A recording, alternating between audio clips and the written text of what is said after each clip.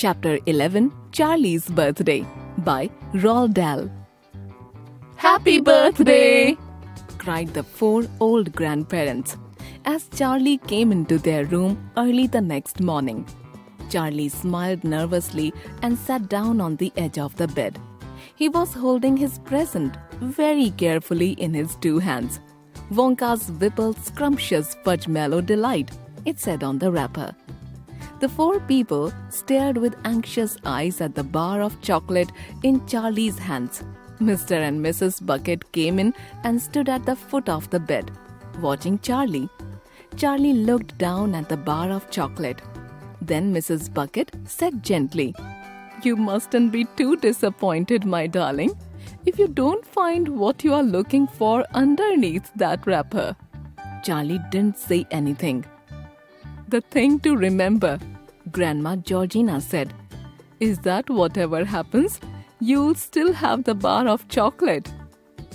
"Wonka's Whipple Scrumptious Fudge Mellow Delight!" cried Grandpa George.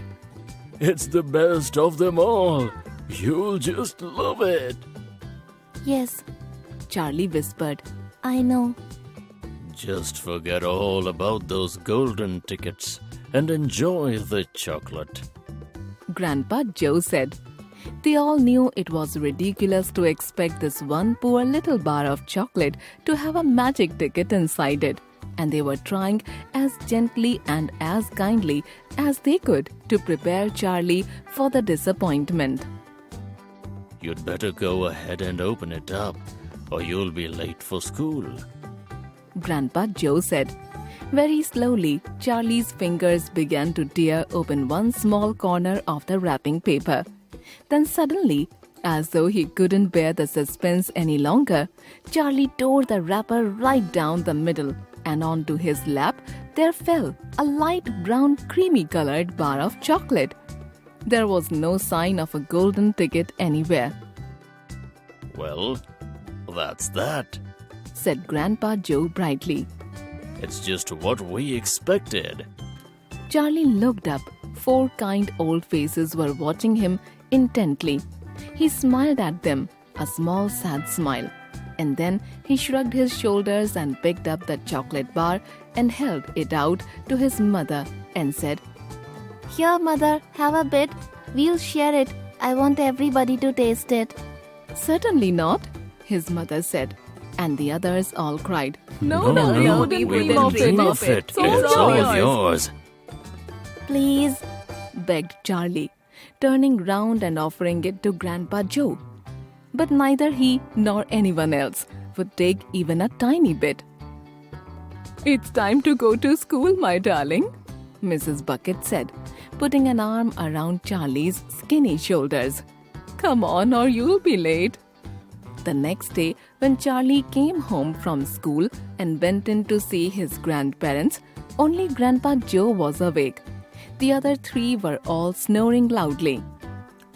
"Shh," whispered Grandpa Joe, and he beckoned Charlie to come closer.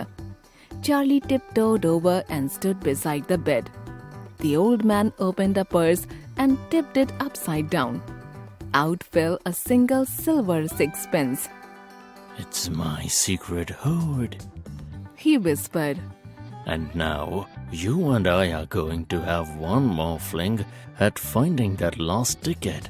How about it, eh? But you'll have to help me." "Are you sure you want to spend your money on that, Grandpa?" Charlie whispered. "Of course, I'm sure. Spluttered the old man excitedly. Here, take the money and run down the street to the nearest shop and buy the first Wonka bar you see, and bring it straight back to me, and we'll open it together." Charlie took the little silver coin and slipped quickly out of the room. In 5 minutes he was back. "Have you got it?" whispered Grandpa Joe, his eyes shining with excitement. Charlie nodded and held out the bar of chocolate. Wonka's Nutty Crunch Surprise, it said on the wrapper. "Good. The old man whispered. Now come over here and we'll open it together. Are you ready?" "Yes." Charlie said. All right, you tear off the first bit. No, Charlie said. you paid for it. You do it all. The old man's fingers were trembling most terribly as they fumbled with the wrapper. He whispered, giggling a bit. You don't know we don't have a hope, do you? Yes, Charlie said. of course. Why don't you open it, Grandpa? Which end do you think I ought to open first? That corner, the one farthest from you. Just tear off a tiny bit, but not quite enough for us to see anything. Like that? Said the old man. Yes, now a little bit more. You finish it. Said Grandpa Joe. I'm too nervous. No, Grandpa, you must do it yourself.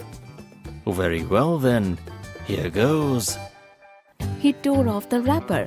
They both stared at what lay underneath. It was a bar of chocolate, nothing more. All at once, they both saw the funny side of the whole thing, and they burst into peals of laughter. Adapted from Charlie and the Chocolate Factory. Our relationship with our grandparents is special.